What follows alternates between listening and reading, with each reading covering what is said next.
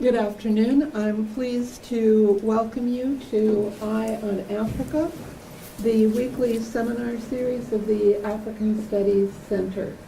Today our speaker will be introduced by Professor Michael Bratton in the Department of Political Science.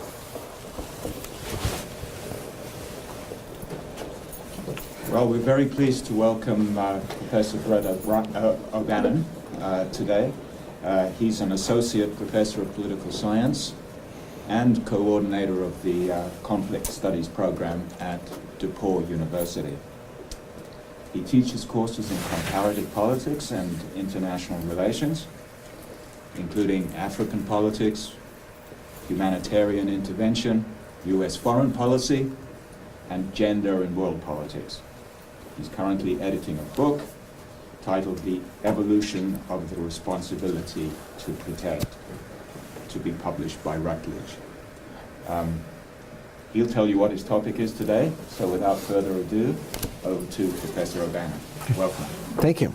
Thank you. Thanks everyone for coming. First of all, let me just affirm I know that this is through the lunch hour, and so people will need to come and go. A few of you have already told me so. Please don't hesitate.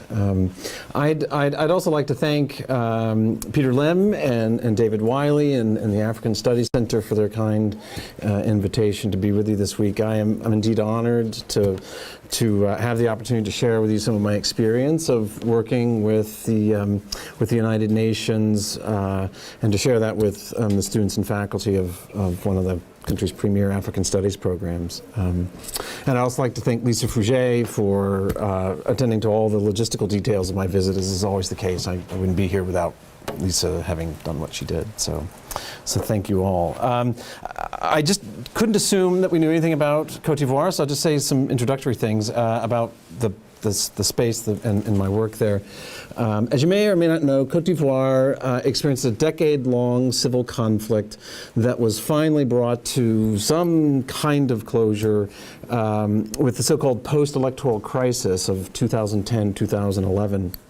When rebel forces known as the Forces Nouvelles, which were backed by the French and UN forces, finally moved on Abidjan and removed President Laurent Gbagbo from power, who had refused to concede the presidential election of 2010, which that choice kind of sparked the apex of this 10-year conflict. The candidate seen as by the international community as having, widely seen by the international community as having won that election, Alassane Ouattara was installed as president.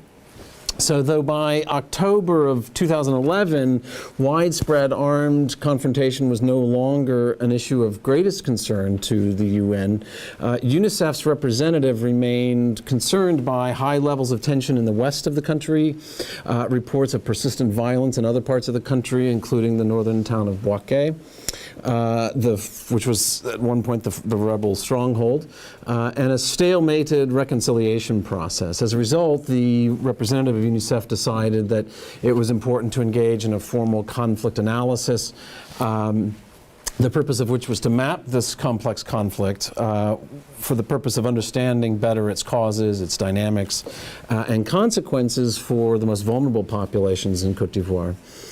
Also, doing so would aid UNICEF and the multidimensional peacekeeping force to would aid UNICEF to make a better contribution to peace building within the framework of the UN multidimensional peacekeeping force. So I conducted first an extensive literature review, secondary literature review of the conflict, and then made 3 extended visits to the country. The first visit was, as the UN is wont to do, was kind of focused on the capital city or the economic capital city of Abidjan, and working with with UN officials and the diplomatic community. But my second and third visits took me to Bouaké in the north and then into the western, the unstable, insecure zone of the west. And I'm going to talk about what that kind of experience was like.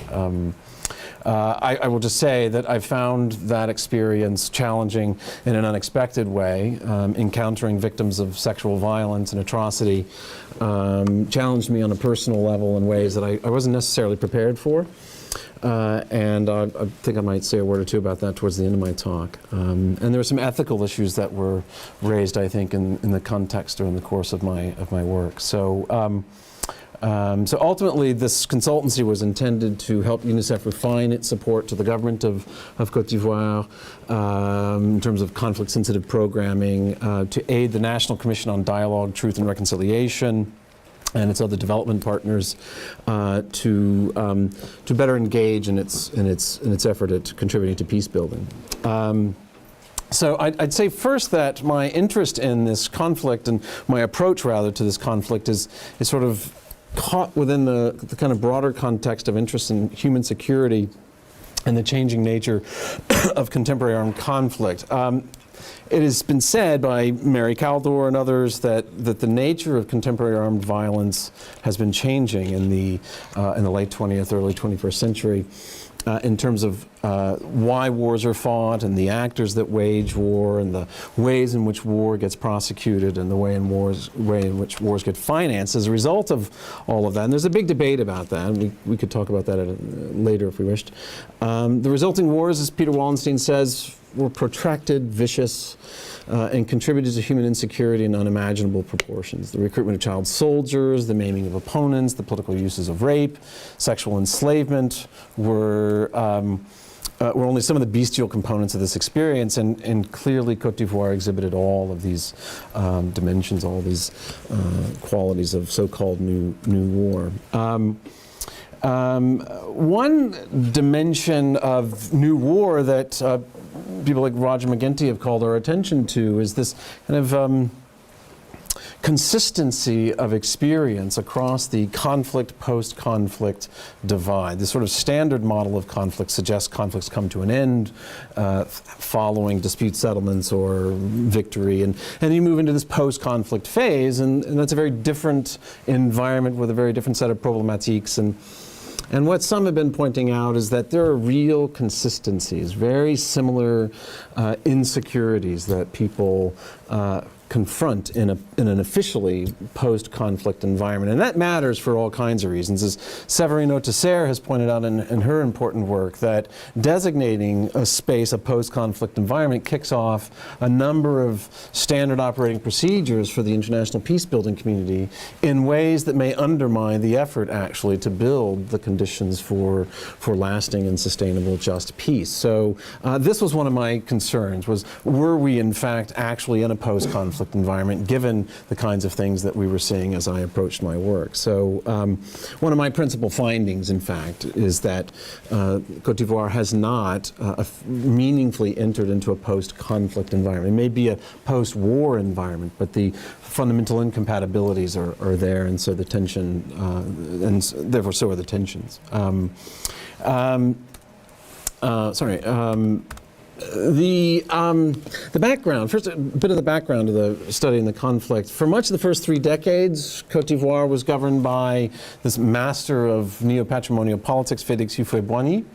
And Côte d'Ivoire was known as an economic Wunderkind, kind of the functional equivalent of the German economic miracle in West Africa. GDP growth rates at the outset of the post-colonial period went as high as 11% and 12% for the first 5 or 6, 7 years, and then for the next 2 decades, they rivaled the kind of economic success that China has enjoyed since the post-Deng era reform. So it really was quite an accomplished and quite a successful island of success and stability and economic development. Yet the 1980s global crash, 1980s commodities crash, really hit Côte d'Ivoire quite hard, and it deprived the regime the resources that it needed to fuel the neo-patrimonial machine. And what we saw quite quickly was the state moves. The state is going to be unable to weather the coming storm that will begin with Félix Houphouët-Boigny's death in 1993. For example, I sort of view a clash in southern Côte d'Ivoire and the village of Tabou between what are called locals and strangers, or autochthones and Allogènes, was really the beginning, the first indicator of this very significant civil conflict that was going to come. And that conflict cost the lives of a dozen Burkinabe immigrants, and it was just sort of setting the scene for what was happening. In 1999, Christmas, actually, General Robert Gay overthrows the successor to Félix Houphouët-Boigny, Henri Conan Bédier, who had introduced a very damaging concept in his short tenure in office. He introduced the notion of Ivoirité, or Ivoirianness. And originally the argument was that this was just an attempt to capture a kind of national spirit, and a kind of notion of nationhood that included all people that resided within Côte d'Ivoire, including the 20 to 25% of the 20 million people that are immigrants in Côte d'Ivoire. It was very quickly turned into a xenophobic instrument, used to exclude, in particular, Northerners from, and Northern candidates, Alassane Ouattara in particular, from running for office. And Bédier got increasingly corrupt, and so Robert Gay overthrew the regime in 1999. But persisted in the effort to exclude Northerners. Alassane Ouattara in particular tried to sort of set himself up as president in a framed 2000 election. And that didn't set so well with Northerners. It continued their sense of exclusion and their sense of kind of the experience of what are known as horizontal inequalities. And so in 2002, a force known as the Patriotic Movement of Côte d'Ivoire launched a rebellion in simultaneous attacks in 4 or 5 cities across the country. It failed to take Abidjan, the economic capital of the country, but it did secure critical towns in the north and the town in the west known as Mans. And this led effectively to the division of the country into 2.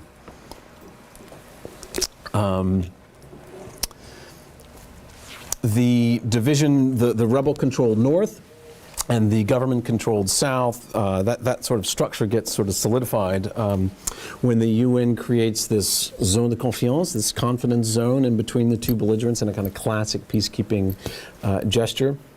And that does actually kind of reduce hostilities and reduce the number of conflict events and fatalities for several years as they try to implement a sequence of poorly designed peace agreements. So what follows are stretches of I'm not sure if that's big enough to see, but this is conflict event data, and you can see from 2000 to 2014 this kind of on again, off again kind of spikes in violence and in conflict events. And you can sort of see from this map where the bulk of those events take place. They take place in the south. I've got another map that shows conflict security events that shows, but kind of the bulk of the violence and conflict takes place in the south and the west. There's kind of an arc of violence there. So, as I say, what failed was this kind of stalemate, and it leads Côte d'Ivoire to the edge of collapse, basically. And in fact, one of the questions I was asked to pursue by the special representative, the Secretary General, Bert Koenders, who had the special rep kind of runs the UN mission in a country, and he was really curious. He was really interested in trying to understand how a state like Côte d'Ivoire could go from economic wunderkind to failed state in such a short period of time? Why did it seem to show so little resilience? And so that was actually a question that that I tried to pursue. And I think the short answer to that is that it was fun. It was a house of cards to begin with. That it really was predicated on these neo-patrimonial structures that absolutely require a revenue stream that ran dry, and the legitimacy was sort of attached to the capacity of the regime to distribute those resources, and when it was no longer able to do so, the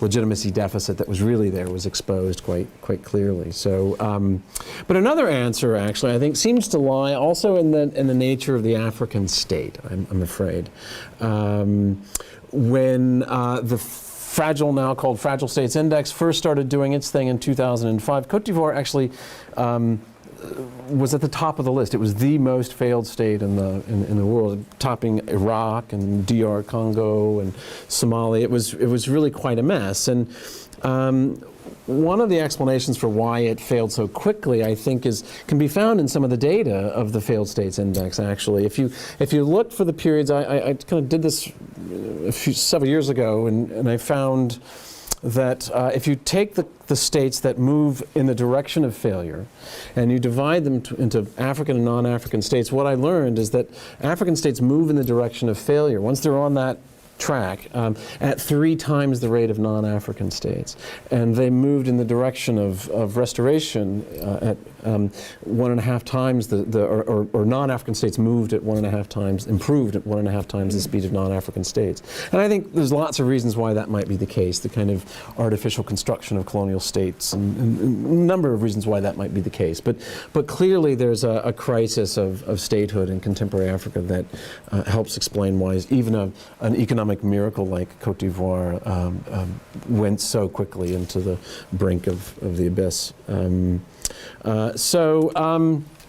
What I did was I did what's called conflict mapping. I sort of sought to, what I was trying to deliver to UNICEF was a document that explained the conflict, not just to those who were there because they sort of lived through it or the end of it, but for those who would come to UNICEF after the current people were gone. In fact, the person that hired me is no longer in Côte d'Ivoire. He's now UNICEF country representative in South Africa, actually. So part of the document was intended to explain a complex conflict to those who would come subsequently, so they would have a sense of the environment in which they were working. And so the mapping tries to grab summary descriptions in conflict history and conflict context and who the conflict parties are and those kinds of things.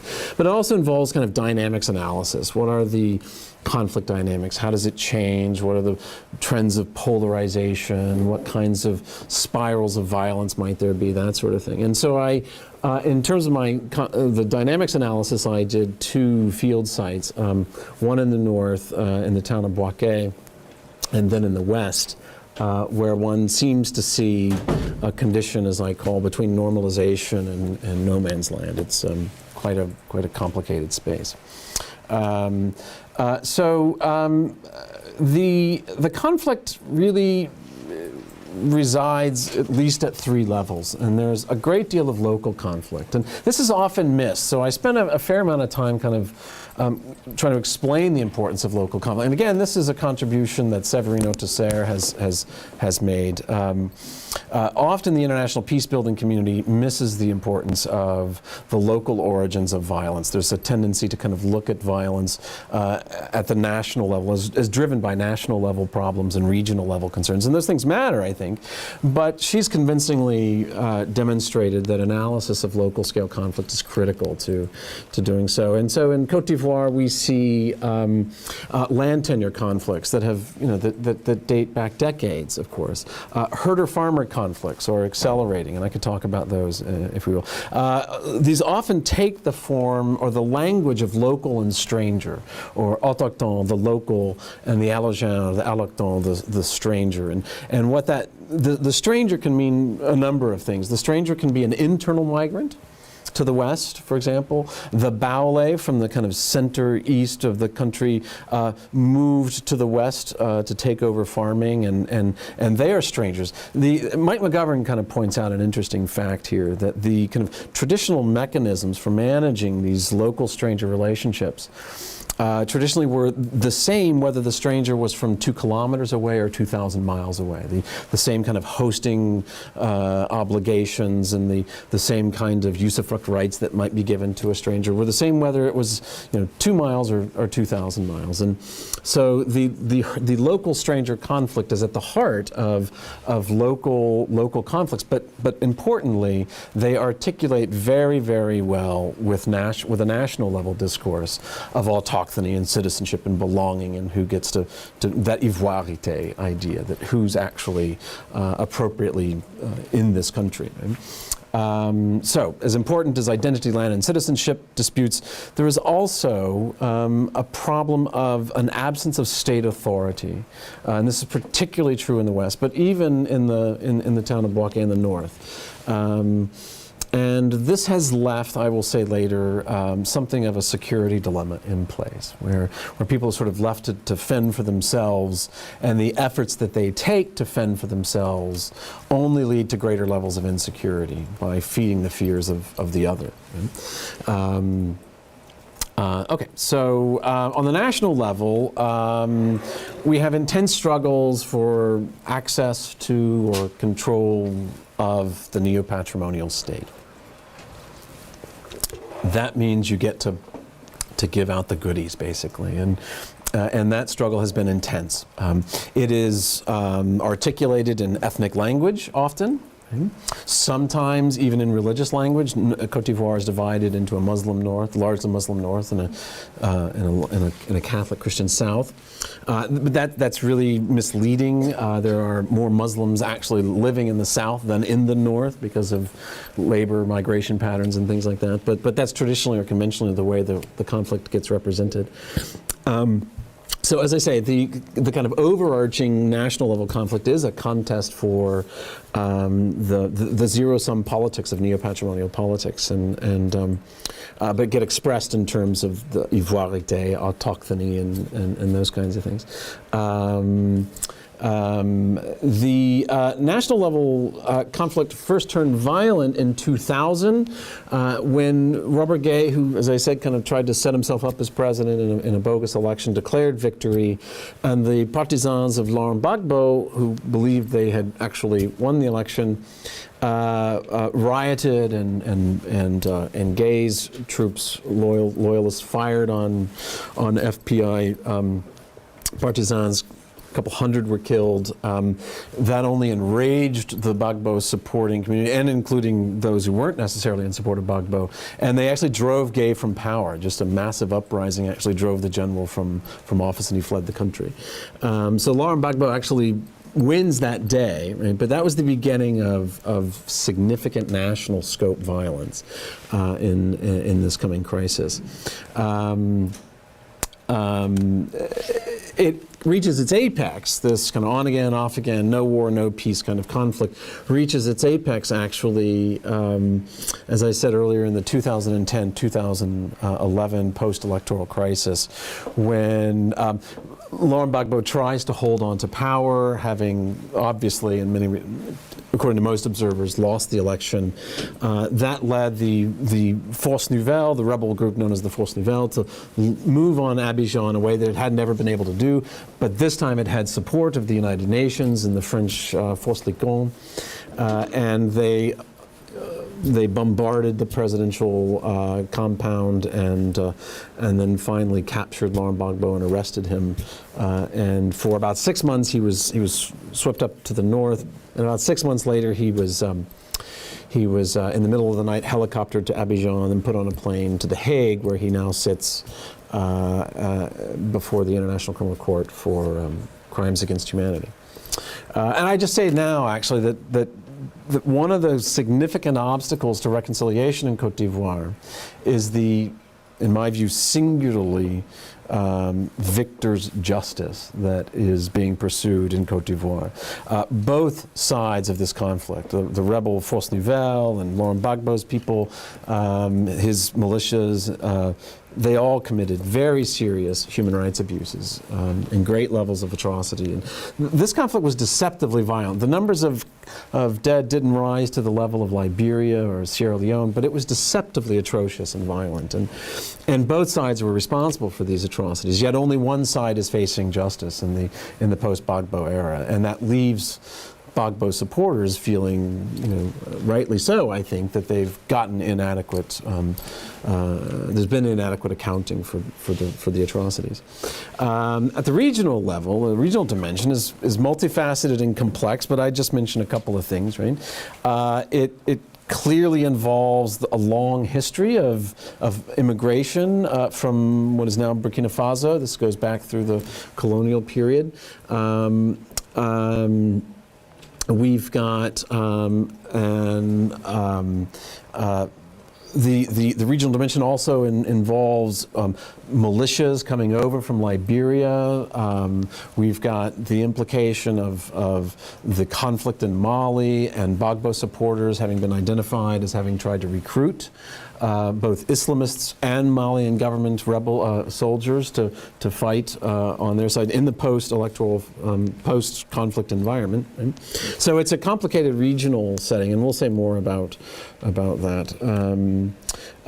So where did this all come from? What were the kind of instigating factors? Well, as I mentioned, the 1980s economic crisis was a precipitating factor. You can't really explain the demise of the state and its inability to weather that storm without an appreciation of just how serious the economic crisis of the 1980s was. And I might say, depending on time, give you some details on how bad that was. The death of Félix Houphouët-Boigny in '93 kind of opens up a classic succession crisis that really doesn't get resolved until the UN, the rebel forces backed by the UN, remove Laurent Gbagbo from power. And it's not clear that succession crisis is actually over. The 2015 election will be an important test. Professor Bratton could tell us the importance of second elections. And again, I'm not sure what that would be, the second election. But so the death of Félix Houphouët-Boigny kind of set things in train. The introduction of the Ivoirianness concept really, created a tinderbox in this environment. It was deeply, deeply marginalizing of Northerners and Muslims in particular, the Senufo and Malinke. And so that furthered a polarization of Ivoirian society.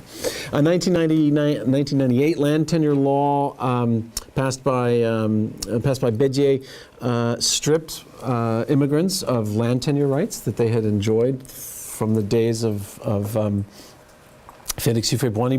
Houphouët-Boigny was famously said, the land belongs to those who will put it to use, who will develop it. And so that gave immigrants rights to land, at least usufruct rights, certain kinds of ownership rights. And this strips them of those, and that leaves them in a very precarious position and furthers their sense of marginalization and exclusion. The 1999 coup obviously destabilized the regime transition. Gay's efforts to win the presidency, as I said, marginalizes the North. And Gbagbo does even more to marginalize the North. He expels even more Northerners from the government, from the cabinet, from the civil service and things like that. So all of that kind of intensifying this notion of horizontal inequalities, these inequalities between groups in society. And so all of that sort of comes to help us understand where this all came from. So a bit about the conflict context. The colonial factor, I think Mike McGovern's work on this conflict is fantastic, and I think he's right to argue that we shouldn't make too much of the colonial construction of the state as a cause for a conflict. If that were the case, then we'd have conflict in every state in Africa because we've got the same kind of artificiality. Nevertheless, Côte d'Ivoire did get carved up in that artificial, arbitrary way, and that means that today you've got this deep set of divisions within, you've got a multi-ethnic society that are susceptible to divisions if they're instrumentalized, and I think that's been the case. I'd actually say more important than just merely construction of the state, however, is the creation of the plantation economy in the colonial period, which leads to migration patterns, which leads to demographic pressure, which is this one, right? In the West, you see this attracts labor movements. So the French, kind of had forced labor, as you may know, and moved people from the north into the west and the south. And so we get growing. What this map shows, I think, reasonably well is in 1960 the population density looks like it does in Côte d'Ivoire, and then 35 years later you can see it's much more dense down here, and that's a function of the kind of pull that the plantation economy in the south has, leading to greater and greater demographic pressures and tensions between locals and strangers. So there's also, of course, a very serious environmental crisis throughout the Sahel, and this is putting more pressure to leave Burkina Faso in particular, Mali, and move into more tropical Côte d'Ivoire for purposes of survival, for sustenance. So it's increasing pressure on these parties. Okay. So that takes us to, I'm going to skip past the section that deals with kind of identifies all the parties, but we could talk about that if it comes to interest. But I want to talk a little bit about this kind of space that we're in. I mean, Côte d'Ivoire kind of occupies this interstitial space between war and peace. And I think this photograph I took, this is a military escort that I had to travel with when I went to the West, and I just shot this photograph as we were leaving to go down to this place called Tai. And the sign in the back says peace through our words and our actions, and yet there's this deeply militarized image there, right? And I think that kind of speaks to where Côte d'Ivoire is today. Right? It is stuck somewhere between meaningful, positive peace and war. Right? It is an unstable, fragile peace, to be sure. Right? So I went up to Bouaké and I spent some time there. Bouaké was the rebellion stronghold. It was the force majeure. It was the headquarters of the rebel movement. And the reason we went up there is there were some concerns about instability and insecurity there, but we should have expected little of that there, given how it had been at the center of gravity of the rebellion, and thus quite well governed by rebel forces through there. There was the formal state wasn't there, but the rebel forces had governed it well. So one would have expected relatively little insecurity in an area that had traditionally been at the heart of the governance structure of the rebel-held country. But I found considerably more insecurity than one would have predicted.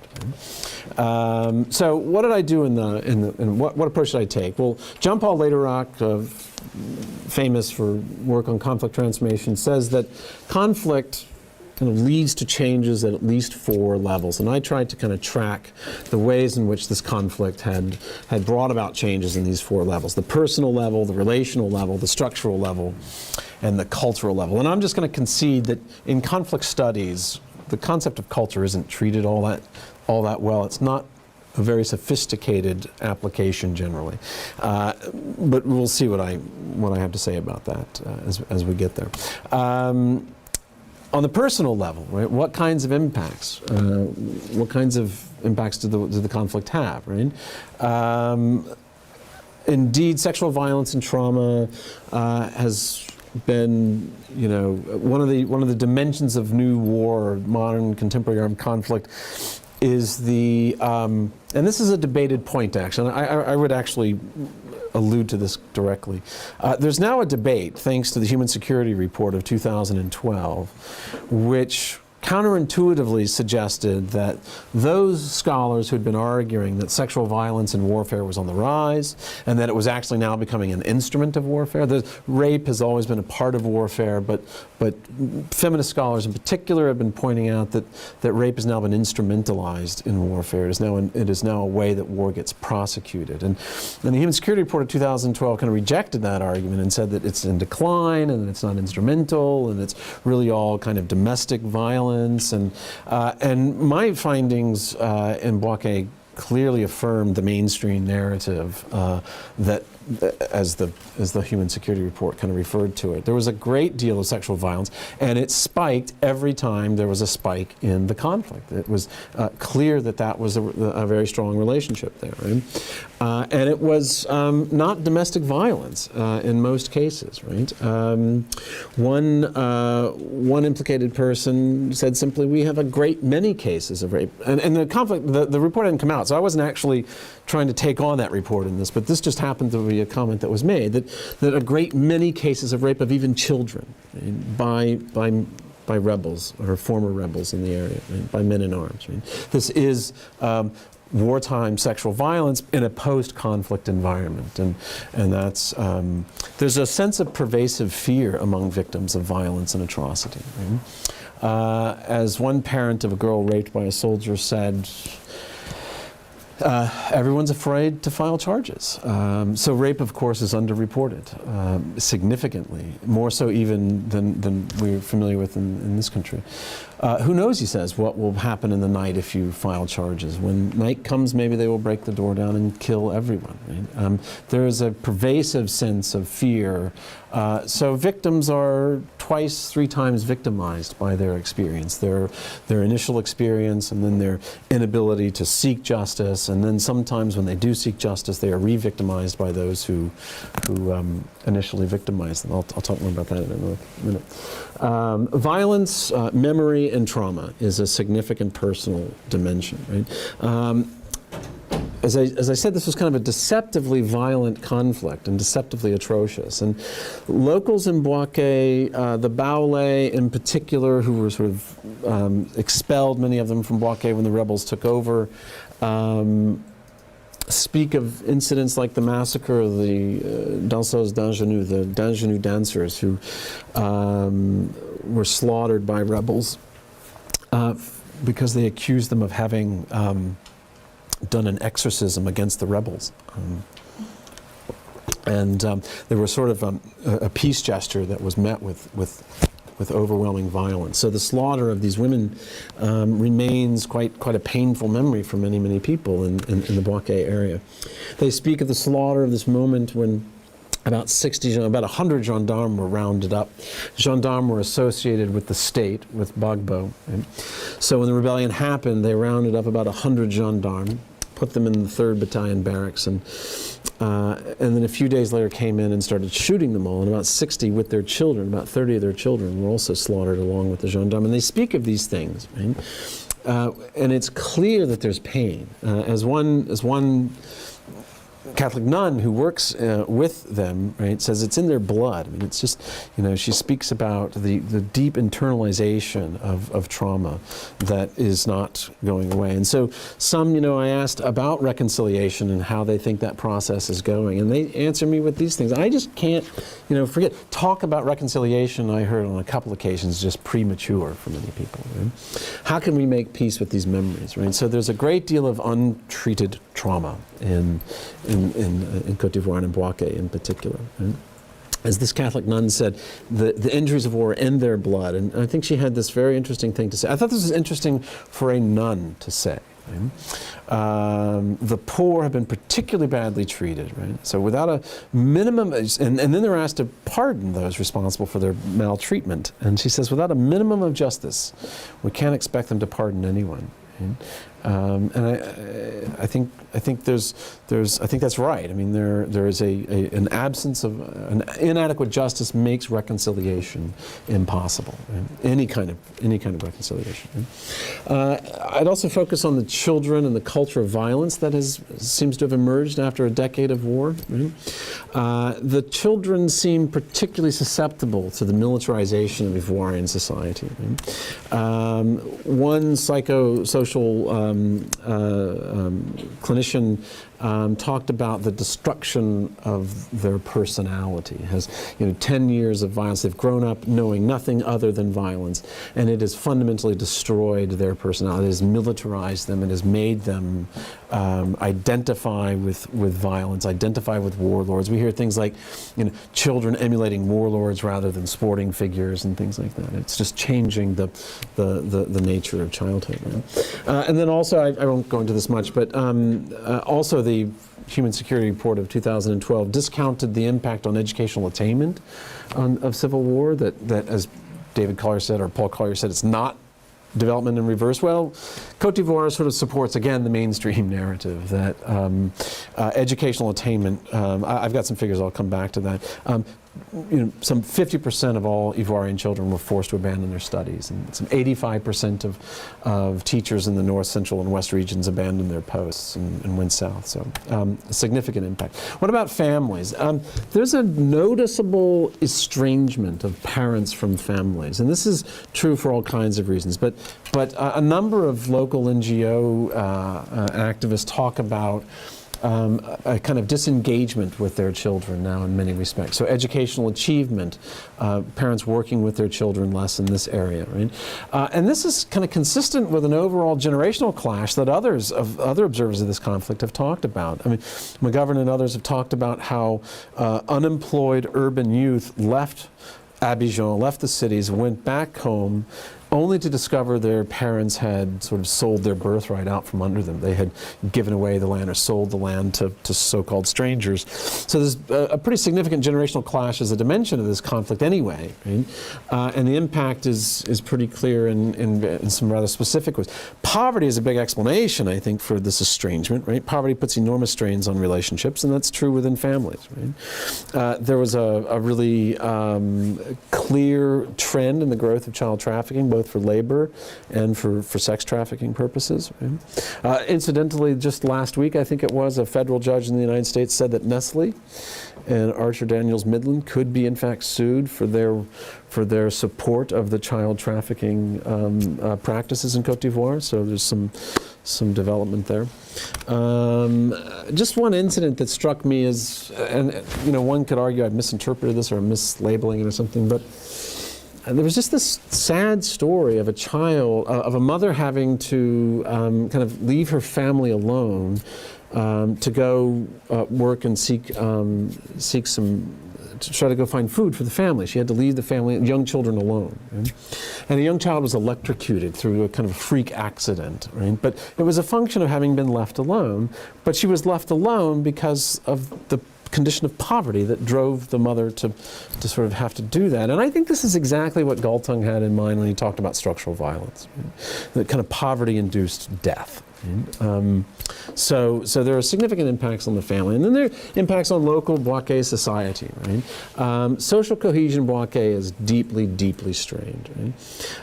Baoulé and Malinké women now have separate markets, for example, right? Whereas they used to sell their wares together. Right? They now have, they're kilometers away from each other. They just don't. Malinké and Baoulé women don't allow their children to play with the other. Right? There's this clear transgenerational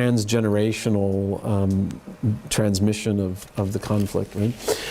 Baoulé returnees to Bouaké are excluded by those who kind of took their positions as they left. Right?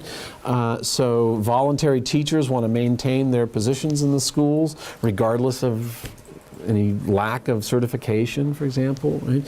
So same of civil servants, even kind of room attendants in medical clinics, kind of acting as doctors during the war, kind of want to maintain those positions, and that puts enormous strain on them. And then, as I say, this kind of transgenerational transmission. The family is a unit of social, is a kind of deliverer of the lack of cohesion in Bouaké society. You're seeing this kind of passing on of anger and resentment and trauma to the next generation by parents to their children, and what Volcan called transgenerational transmission. The structural impact, interesting dynamics here, I think. Usurpation of traditional authorities by young men with guns, basically.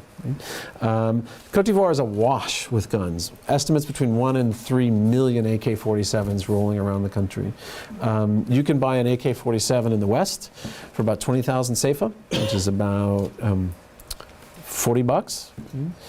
It goes for a little more in Abidjan, between 30 and 50,000 CFA, but the global price of an AK-47 is about $800, right? So I mean, this is really, really cheap. And so chefs de village find that they are no longer the authority in a village. The young rebel that was stationed in the village with the AK-47 is now the authority. That's who people take their conflicts to, their herder-farmer conflicts, their family conflicts, right? So usurpation of traditional authorities. As I say, the DDR program, the disarmament, demobilization, reintegration, is absolutely failing. The UN is doing a very poor job at that, right? So you've got this really volatile mix, I think, of just being awash in small arms, right? Large-scale unemployment among the youth. Some 60% of the youth are unemployed. Right?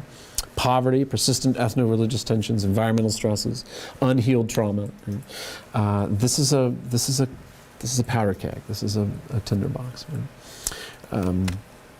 And ambiguity. Something else is interesting happening. It's not clear who's actually kind of in charge, even at the local scale, right? Kind of a local manifestation of the national level, tension, right? Is it the police? Well, the police, the government doesn't trust the police to have weapons because the police were associated with the Gbagbo regime. So the police aren't armed, they don't have any vehicles often, the gendarmes aren't armed, right? So they can't actually do the sort of policing that is required of them sometimes. They don't have the kind of visual manifestations of power and authority that let them to sort of do the work of policing. Prefects, sub-prefects are kind of ignored by those who have come into their own power through force of arms. And so there's just, who's in charge is not at all clear in this area. And there's also a struggle for resources, right?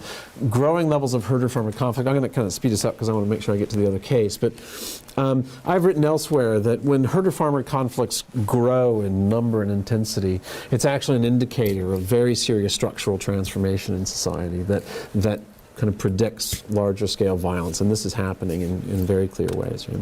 And other environmental conflicts that are there as well. And then lastly, the cultural impact. As I've kind of already mentioned, there's kind of this culture of violence and a war mentality. What Hammer talked about is the militarization of the youth. She was focused on the West. But I just thought this young sub-prefect, sous-préfet, was talking to me about the difficulty of getting rid of guns and getting this DDR program to work, and he just said they're not going to give them up. Right? The UN's not paying them enough for their weapons because their weapons are really important to them. It is their status. It is wrapped up in their capacity to carry arms. Right? So something very significant on the cultural level is happening. There's also a resurgence of excision, the practice of excision in the north, where the rebels controlled. So this kind of harmful cultural practice, I think I connect to the overall militarization and violence associated with the conflict. They had really brought excision nearly to a close through administrative mechanisms, but 10 years of the absence of state authority in the north meant that this practice has returned. Okay, so the West. I'll just say a few things about the West and then a few words about my experience. One thing about my experience is this picture on the right I took. This is of the town of Mans. I had longed to see this part of Africa. My work had been in Senegal and the Sahel and the kind of set grasslands and the dry, and done some work in Botswana a little bit, but I had longed to see more tropical, and particularly the west of Côte d'Ivoire, the beauty of the west. And I finally get there, and I'm frightened.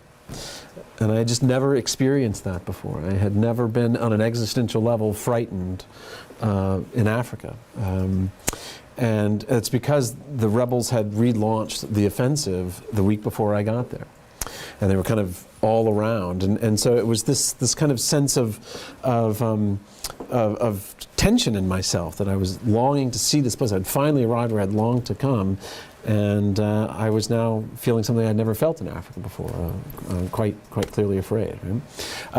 We can make too much of the insecurity in the West, but I mapped the insecurity events from April to October in 2012, and you can see the West. There's a kind of axis from Hmong, Guiglo, and Thai, and this accounts for nearly 2/3 of all the insecurity events, or the security events, between April and October of 2012. It is a violent area. Clearly, the state is absent in a meaningful way in the West.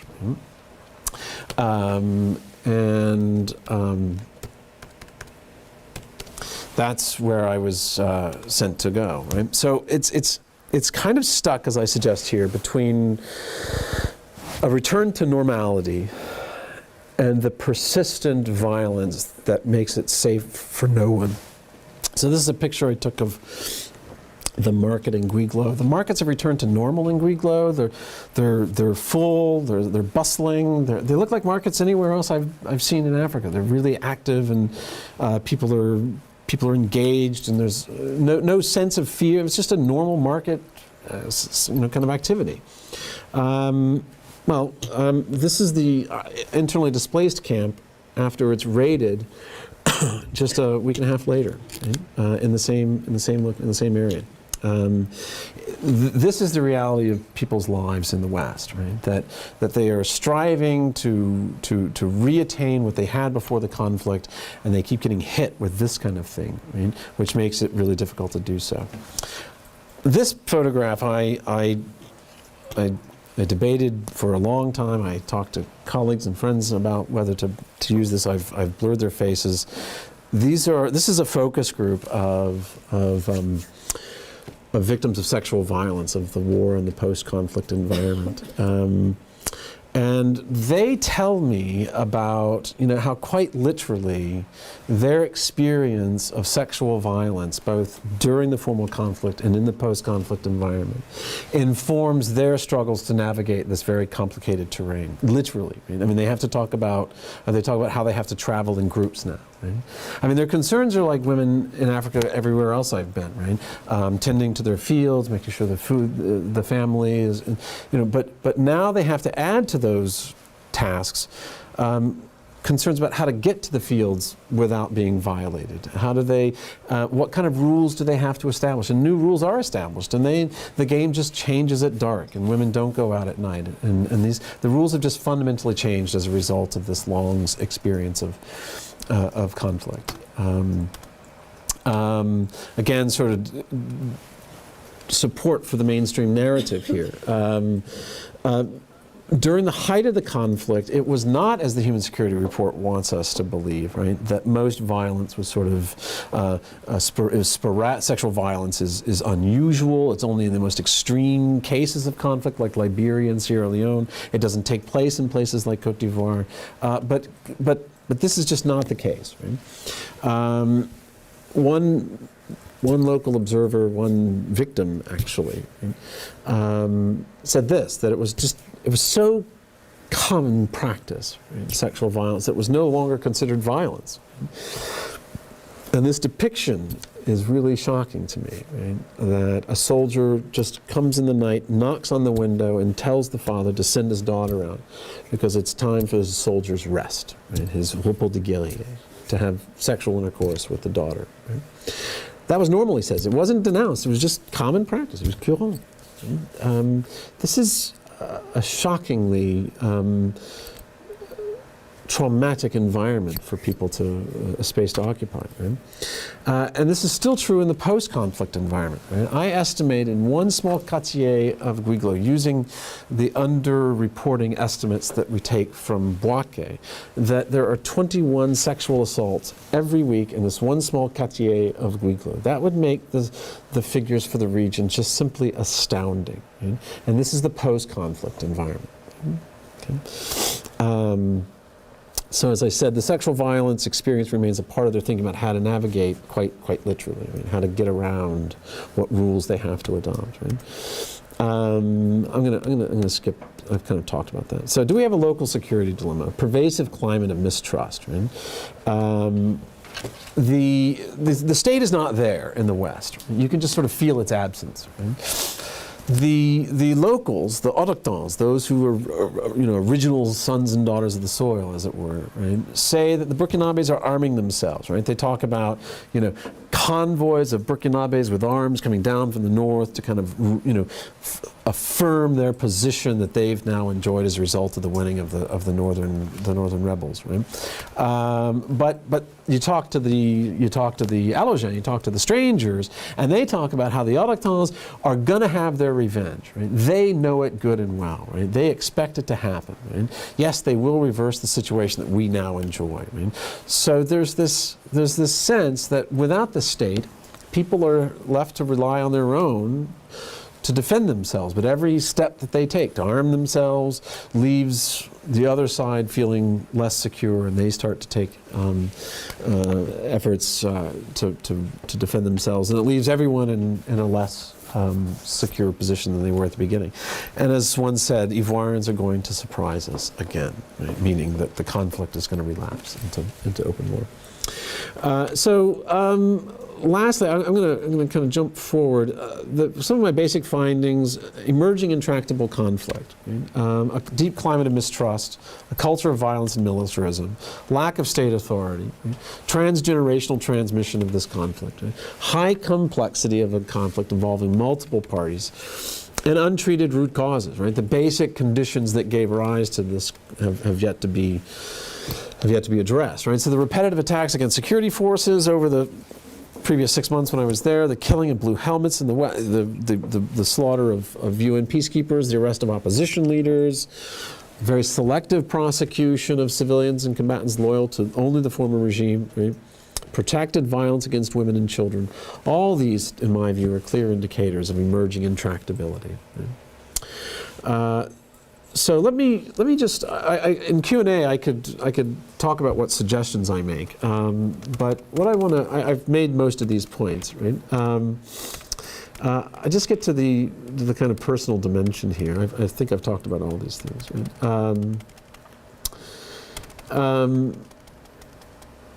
right?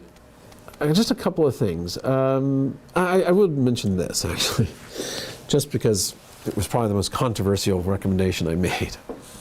But I argue that UNICEF should make Plan B available to victims of sexual assault. Right? And that would be enormously controversial. Right? The Vatican would hate it. The US government might not care for it, actually, and would threaten to withdraw funding for UNICEF if they did so.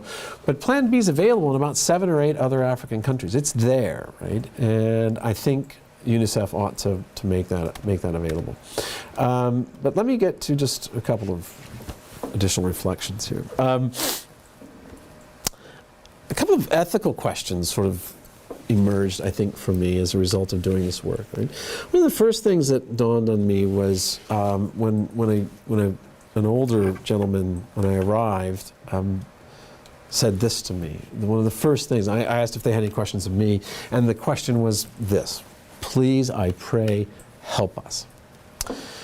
And that got me thinking that I arrived, I sort of fly out to Mans, and I have a military escort, and I look like someone with the kind of authority that can actually change their lives, right? And I don't have it. I mean, I just don't. Right? But I can't make that clear to them. I mean, so did my very presence raise certain expectations of an improved condition, right?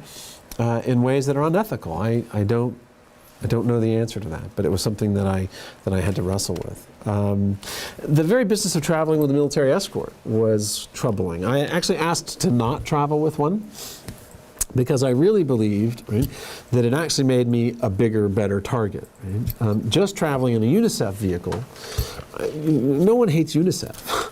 It's about children, and, but with an armed truck in front and an armed truck behind me, I looked important. I looked like somebody worth taking on, and the rebels were now going after UN peacekeepers. They had just killed 7 Nigerians the week before I arrived in Ma, and but it also raises the question of whether I endangered those around me when I traveled in the West. Right? Did I, by arriving and traveling with all these symbols of what the militias are going after, did anyone that came into contact with me run the risk of being a target that they wouldn't have been otherwise? And I think that's probably the case, actually. And I asked, was I a better target? And then, as I've already mentioned, the personal dimension, the fear, right? I was quite frightened at a number of moments in my work here in a way that I just didn't have any experience with. And it was, and it got in the way. It got in the way of doing a good analysis, I think, at times. And my interviews probably weren't as solid as they would have been otherwise. They might have been shorter than they were otherwise. I mean, it really, and I didn't see it coming, is the point I would make. I didn't see it coming. And then lastly, I'd leave you with this. Encountering victims of atrocity, especially sexual violence, was troubling in ways that I also didn't see coming. The trauma that victims endured is still acutely felt, and sometimes because it's quite recent. It's post-conflict violence, right? So I'm dealing with people that are still very much in pain. Untreated trauma. Right? And that was unsettling in many, many ways. But what I didn't see coming, right, was a level of vicarious trauma that I was deeply unnerved by this encounter over and over and over again. And the stories, the testimony, including of horrifically young victims of sexual violence, including infants and things like that, was just troubling in a way I didn't see coming. And after my return home after one of my visits, I was probably clinically depressed for about a week. My wife and daughter were out of the country, and I spent basically a week on the couch. I don't normally do that. And I just didn't see that coming. And I realized that I wasn't quite prepared for some of the work that I was being asked to do. And I would encourage you to sort of think about that. I think now I've received sexual assault survivor advocacy training, and I'm better prepared. And I'm working on going to Kazakhstan or Kyrgyzstan to do another one of these. And I think I'm better prepared now for some of that stuff. But I wasn't then, and I didn't see it coming. So I think I'll leave it at that, and I'll answer. There's, as you saw, more slides than I could do. But so if you've got questions about some things we passed up, I'm happy to talk. Thank you.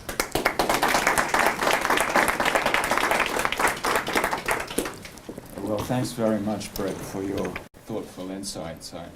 You gave us not only the empirics of being in a conflict zone, but also what it feels like. And we don't often hear that dimension, but it's one that we need to hear about.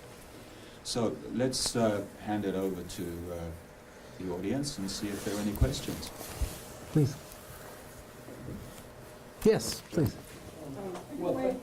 Oh, we're going to do it. Oh.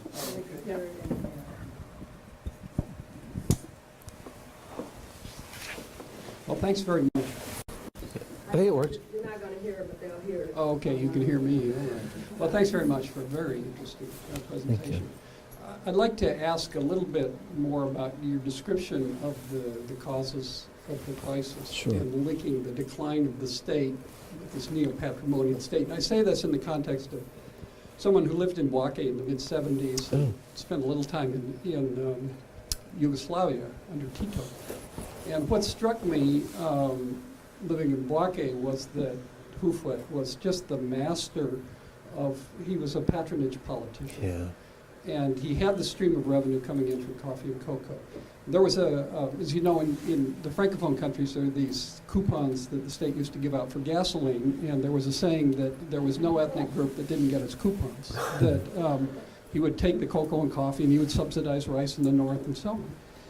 And so he was extremely good at that, and he also was a big preacher of solving things by dialogue. There was it was a one-party state, and there was a one-party newspaper, and it got to be a joke because at the top of the newspaper there were always the quotes from Hoofoot, and they were always about dialogue. He solved things by dialogue. So that broke down when the revenue stream broke down, but I think it's very much linked to another thing, which was the lack of a plan for succession.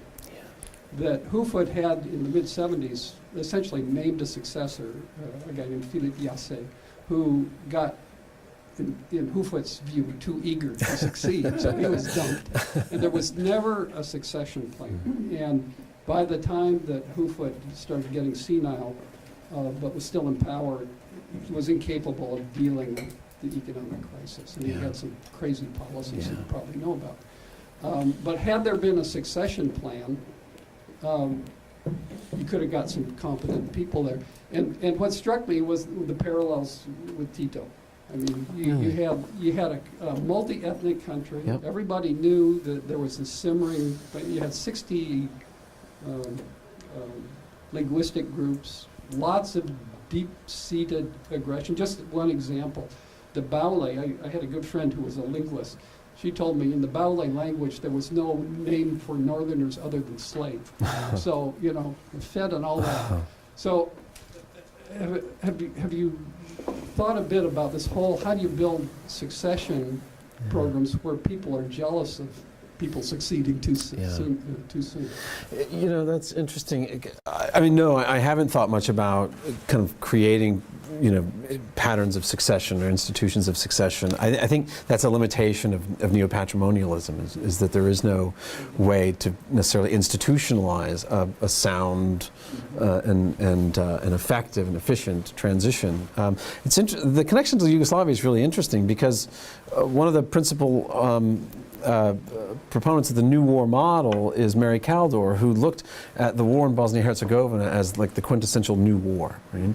And it has so much to do with the disintegration of state authority and the ways in which, when that authority disintegrates, people kind of go back to their kind of ethno-nationalist identities. And so what you end up with is wars about identity politics rather than wars about other kinds of things like principles or ideology or conquest and things like that. So the Yugoslavians have really quite spot on analogy there, because I think the conditions that are obtained in Côte d'Ivoire do kind of match the new war model pretty well. I mean, the new war model misses some things, I think, but in that respect, you got it exactly right. It's what was predicted. Yeah. Thank you. Good question. Anyone else? Peter.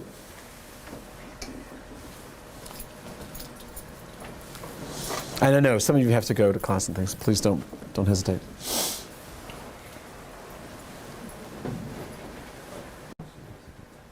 Thanks for a really wonderful talk. I learned so much, and it's so complex and riveting. Thank you. I was interested in your comments on Mike McGovern's book, and because he, as you said, he brings out some of the ethnic dimensions of the politics. But I was just reading a review by Nick van der Walle, who used to be here some years ago, and he was also stressing the economic dimensions of the sort of patrimonial state and cocoa, etc. And John also mentioned all this. But I was last week I was in Sussex, and there was an interesting paper on Ghana and the new oil and gas fields, and how a lot of fishermen and farmers were being pushed out and going across the border into Côte d'Ivoire. Many of them, unfortunately, coming back with HIV. But the point there, the speaker, the Ghanaian speaker, was saying was the shifting around in the rankings in the economy. So cocoa in Ghana, which we always was synonymous with Ghana, I thought, is now down to, I think, to fourth after oil and gas and other things. So I'm wondering, I don't know how closely you're still following it, but I expect you are, but what is shifting around economically in Côte d'Ivoire today. You mentioned the sort of currency in AK-47s. Yeah. Maybe they're getting up, displacing cocoa as well. But I mean, picking up John's point, is there any hope for a new kind of currency, as Ivoirianness was doing with this sort of patronage? In other words, what sort of resources are available to maybe not resolve, but at least paper over some of these really intractable causes that you're talking about? Yeah, thank you, Peter. I think I'd say a couple of things off the bat. President Ouattara is getting really high marks for his management of the economy. He was a World Bank economist, and was it World Bank or IMF? IMF. Thank you. And he's kind of a bit of a darling of the West, and that's part of the narrative at home. Actually, the Gbagbo camp sort of plays that up quite a bit, and there's something to that. I think he was someone with which they were familiar and felt like they could work with. But they're experiencing, in 2012, GDP growth hit 9.8. And then in 13, I think it hit 10%, and I think they may be close to 12% GDP growth rate this year. That's just staggering. I mean, that's just really high. Right? Given how much the war sent development in reverse, consumption fell, household consumption fell by 70%, and growth in GDP per capita fell by 250%. I mean, so these figures are astounding, but they're mere abstractions to most people right now. Certainly to unemployed, seemingly unemployable youth who still experience some 60% unemployment in spite of this kind of extraordinary growth rate. So that kind of speaks to one of the critiques, I think, of the new Ivoirian model, which is a kind of relying on direct foreign investment in ways that are not creating kind of downstream linkages and picking up people and bringing them into the economy. And diamonds are now becoming something that they're trying to control better. One of the first tasks for the Ouattara regime was just trying to get kind of back in control of the resources that had been seized by, and it's not clear that they're able to do that. The warlords, the Zone commanders, the rebellion north was kind of divided into zones, and there was a rebel leader for each one. They were called zones, and they got very, very rich during the war. They used those resources, and they're still kind of hanging on to a control of a lot of those resources. So it's not clear where this goes. People are pretty optimistic that they can maintain a rate of growth for a while, but whether it has any sort of feet is the real question. Who profits or benefits from this is not at all clear. They got debt relief, which was really important, I think, but it's not clear where this goes in that respect. Please, Any other students questions or comments? Students? Yeah, please.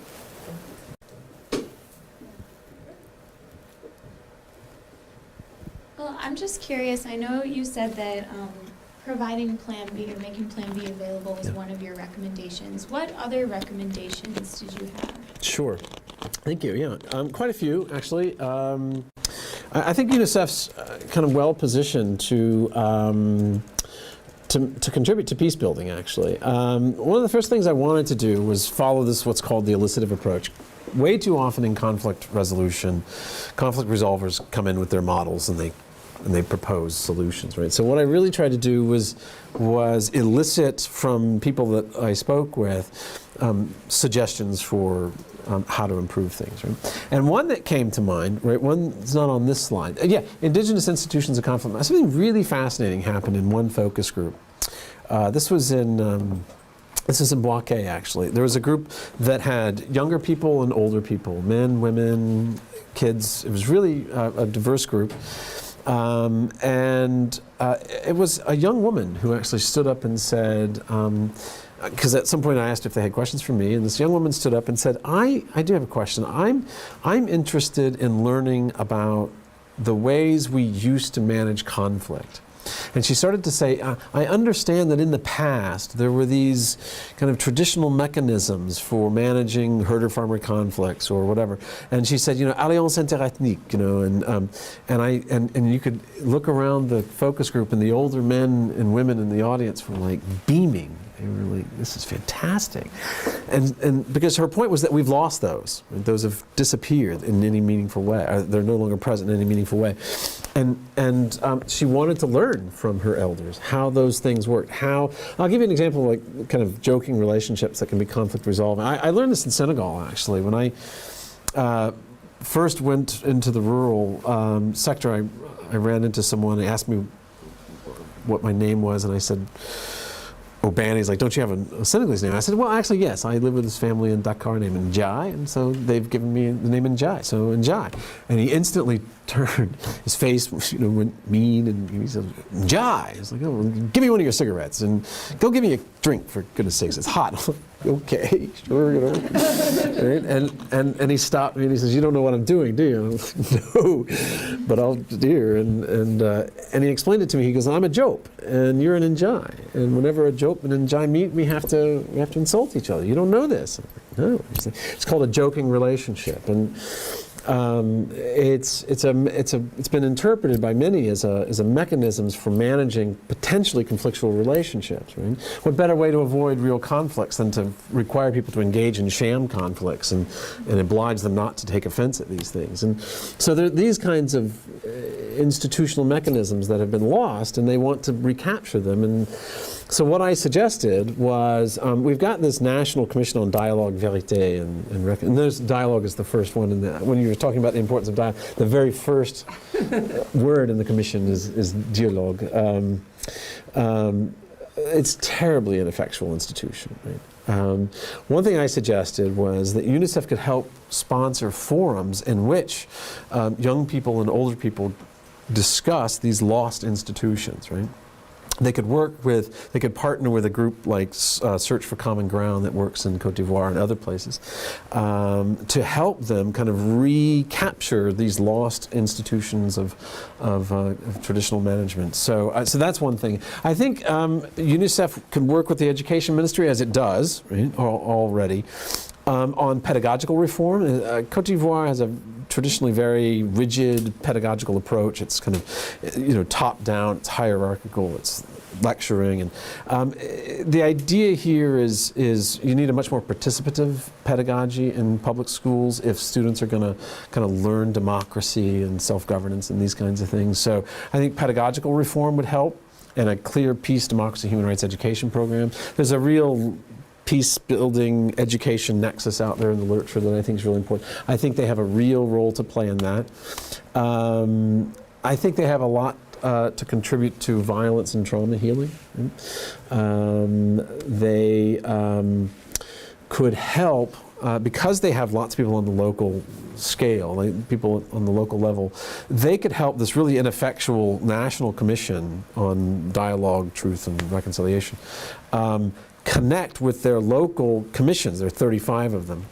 But there's no connection really meaningful. UNICEF could help make those connections and could help those local commissions become more powerful, more meaningful, more deliberative, more expressive, and in a safe way, because it's not clear that children's participation, young people's participation in these commissions is always helpful and beneficial to them. It can be quite injurious, they've discovered. Sierra Leone in particular kind of discovered that. So UNICEF could play this kind of important protective role as young people and women start to tell their stories at this Truth Commission.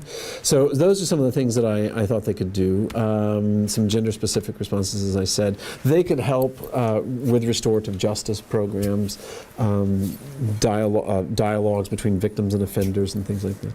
I think UNICEF's really well positioned to do this. One thing that's missing, and this is a report I made, I gave a report to the American, French, and British ambassadors about all this stuff. And my suggestion was that there's this big gap between kind of peace building at the national level, this kind of CDVR kind of work, right? And then peace building by small groups like Search for Common Ground at the local level. And what's missing is like scaffolding that would connect those efforts. And UNICEF is well positioned to help kind of create that scaffolding. The country representative works in the diplomatic community, and he's well connected. But UNICEF has local staff that are on the ground working with local people, and they're positioned to really make quite a significant contribution to healing, social cohesion, things like that. So I was actually quite optimistic about what UNICEF could actually start doing. Yeah. Good question. Anyone else? Yeah. Anyone? Well, just to keep the discussion Sure. going, I'll ask another one. Did you have one? Dave, did you want to raise? Well, let me raise two questions. One Great. is, will there be a second election, a genuine second election? The other one is picking up this point you made about the indigenous forms of conflict resolution, and although it's hard to laugh with a young man with an AK-47 in your face, I'm sure, and this just might be hypothetical, but taking this more widely and looking at cultural forms in general, such as humour and sport, music. I'm hosting a cartoonist from Botswana who's coming soon, and he's very apolitical in the sense that he doesn't go into grand politics, but he works on the local, the cultural, the humour, the family relationships. And as you mentioned with the joking relationships, this might not be very effective against all those guns and against armies on the march, but and it might be actually opening people, making them more vulnerable to imagine that humour and music and culture, although soccer has sometimes been seen, the Olympics have been seen as this force that can bring people together, it wasn't very effective, I'm told, between the Gambia and Senegal when a soccer match almost led to a war when one side lost. But is this just an illusion to think that at the grassroots we can develop these joking relationships in other forms to build trust? Because you mentioned the case of the market women separating themselves. That sounds very serious. And so it's very pessimistic in some ways to me. Yeah. And, thank you, Peter. I'm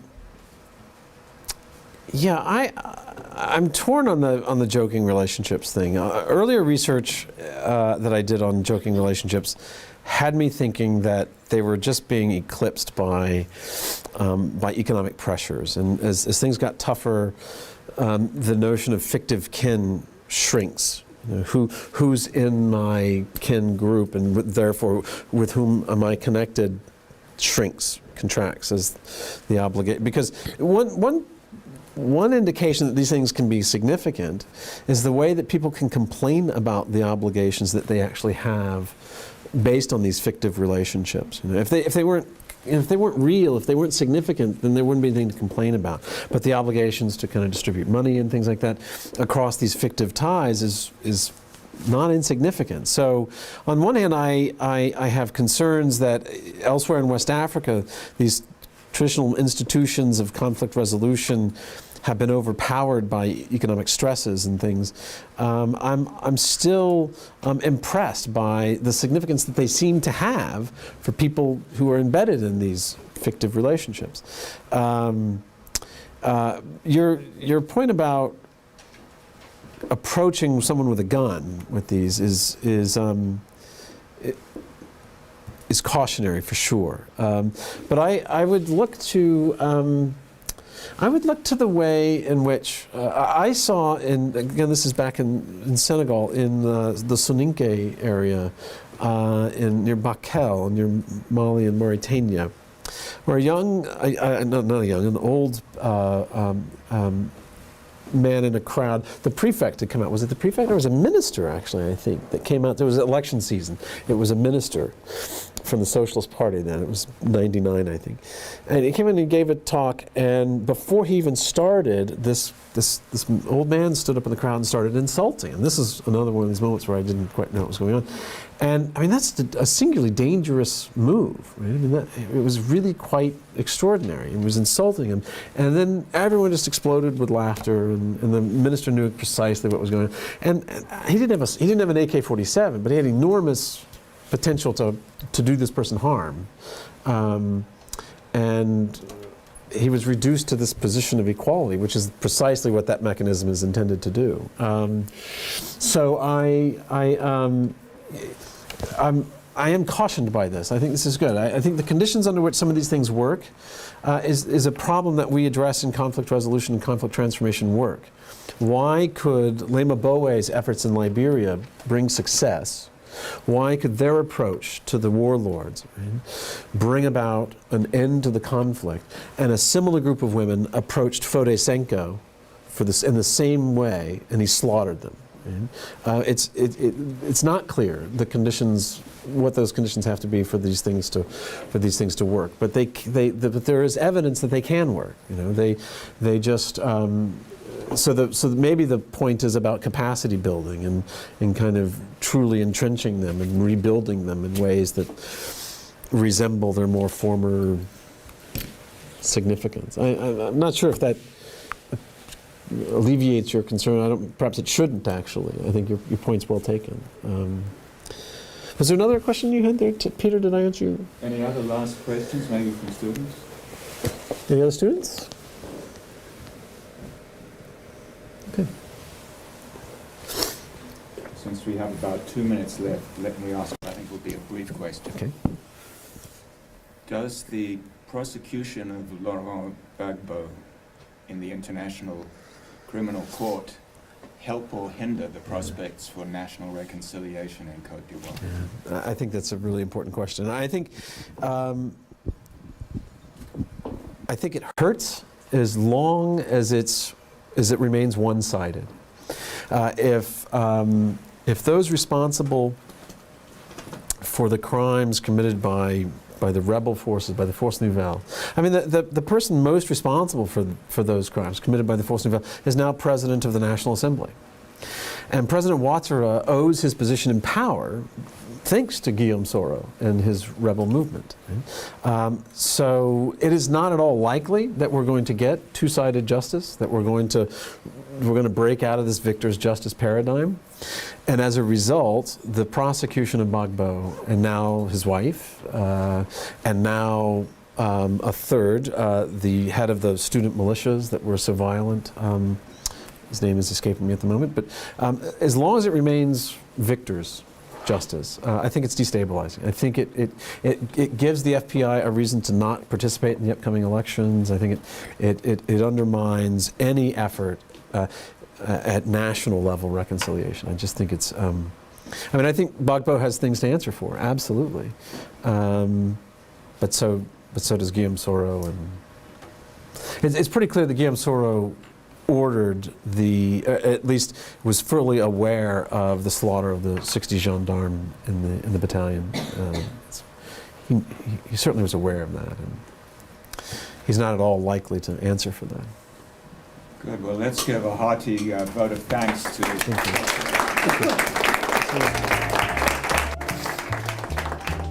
Thank you. It's been a real pleasure. Thank you. I'd like